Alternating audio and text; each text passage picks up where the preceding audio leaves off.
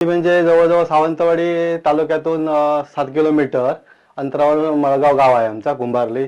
त्या ठिकाणी जवळजवळ 200-250 परंपरा आमची नागमूर्तीची नागपंचमीचा आम्ही सण साजरा करतो. म्हणजे वडिलोपार्जितच आहे तो पूर्वीपासून. काय पण ही खास गोष्ट म्हणजे अशी आहे की जेणेकरून पुरुषांना तो निवेद बनवावा लागतो.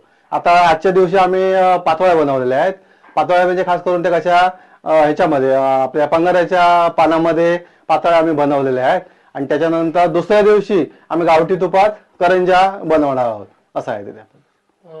1.5 दिवस इथे नागोबाचं पूजन केलं जातं. काय रात्री या संदर्भात विशेष काय कार्यक्रम असतात इथे? विशेष रात्री म्हणजे आता सकाळी जेवणाचा कार्यक्रम वगैरे असणार आहे. काय निवेद आम्ही दाखवणार आहे. आता तुम्हाला मग सांगितल्याप्रमाणे आम्ही आपला पातोळ्या केलेल्याच आहेत. काय केळी गुळ वगैरे दाखवून आम्ही निवेद दाखवणार आहे. त्याच्यानंतर दुपारी तो महाप्रसाद आहे जेवणाचा, म्हणजे पारंपरिक मित्रमंडळी कोण येतील ती.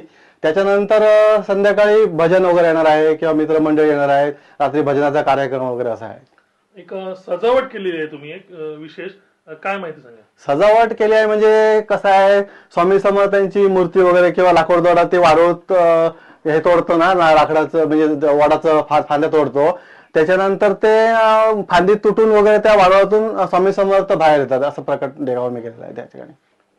आपलं नाव? मी संजय शांताराम गोसावी.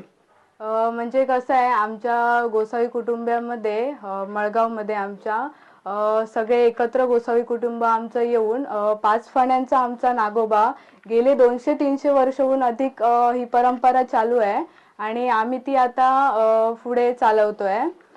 जसं की याच्यामध्ये स्त्रिया काय करत नाहीत, नैवेद्य वगैरे सगळं पुरुषच करतात. पूजेपासून ते नैवेद्यापर्यंत उपहार वगैरे करायचं असतो ते पुरुषच करतात आणि सवळं नेसून केलं जातं हे.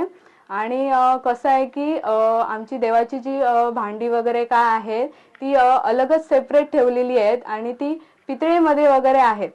स्टीलमध्ये वगैरे ती स्टेनलेस स्टीलमध्ये वगैरे नाही आहेत. कसं आहे की हे डेकोरेशन जे आम्ही केलेलं आहे ते सध्याच देऊळबंद मूवी रिलीज झाली होती, तर भाविकांना एक स्वामींचं दर्शन व्हावं यासाठी आम्ही हे डेकोरेशन केलेलं आहे. आणि जसं की तुम्ही विचारलं आमच्याकडे कार्यक्रम काय केले जातात, तर संध्याकाळी वगैरे आमच्याकडे फुगड्या वगैरे असतात वगैरे. मळगावचे जे भाविक वगैरे येतात ते फुगड्या वगैरे घालतात. आणि रात्री वगैरे आमची भजनं वगैरे असतात. जसं की चतुर्थीला भजनं वगैरे असतात तशी आमच्याकडे नागपंचमीला भजनं असतात. आणि आमच्या गोसावी कुटुंबामध्ये नागदेवतेचे मोठे महत्त्व आहे आणि आम्ही त्याचं पूजन करतो आणि आमचं त्याच्यावर खूप श्रद्धा वगैरे आहे आणि भक्तिभावाने आम्ही हा कार्यक्रम करतो. एकत्र येऊन सगळे आता हौसासाठी वगैरे सगळे एकत्र कुटुंब येणार, हौसा वगैरे पूजला जाणार आणि मग सगळे एकत्र आरती वगैरे केली जाणार. असा आमचा हा कार्यक्रम असतो.